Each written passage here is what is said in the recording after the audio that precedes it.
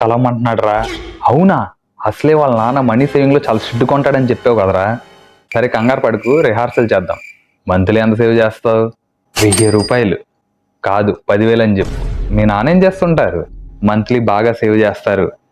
మా అమ్మాయి నీకు ఎక్కడ పరిచయం? ఇన్స్టాగ్రామ్. లేదు, బ్యాంక్ లో డబ్బులు డిపాజిట్ చేస్తానికి వచ్చినప్పుడు అక్కడ మీ అమ్మాయి పరిచయం అని చెప్పు.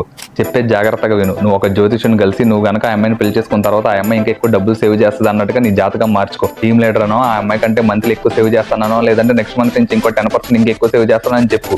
కట్నం వద్దనుకో, కానీ మీరు ఇచ్చే డబ్బుని లాంగ్ టర్మ్ లో మీ అమ్మాయి పేరు మీద ఇన్వెస్ట్ చేస్తానని చెప్పు. సొంత ఇల్లు, ఫిక్స్డ్ డిపాజిట్లు 5 లక్షలు, మ్యూచువల్ ఫండ్స్ 5 లక్షలు ఉన్నాయని చెప్పు. మర్యాదగా మాట్లాడు, నెమ్మదిగా మాట్లాడు. నేను ఇంకా ఎక్కువ మనీ సేవ్ చేయాలని అన్నట్టుగా నన్ను ఆశీర్వదించడానికి కాళ్ళ మీద పడు. తల బాగా దూకో, గడ్డం సరి చేసుకో. హౌ టు సేవ్ మనీ అనే బుక్ ని చేతిలో పెట్టుకో. నేను స్టాక్ మార్కెట్ లో షేర్స్ అండ్ మ్యూచువల్ ఫండ్స్ లో మాత్రం ఇన్వెస్ట్ చేస్తాను. ఫ్యూచర్స్ అండ్ ఆప్షన్స్ అస్సలు ట్రేడ్ చేయని చెప్పు. అంతేరా, నువ్వేరా దాని మొగుడు. మనలే రాపే.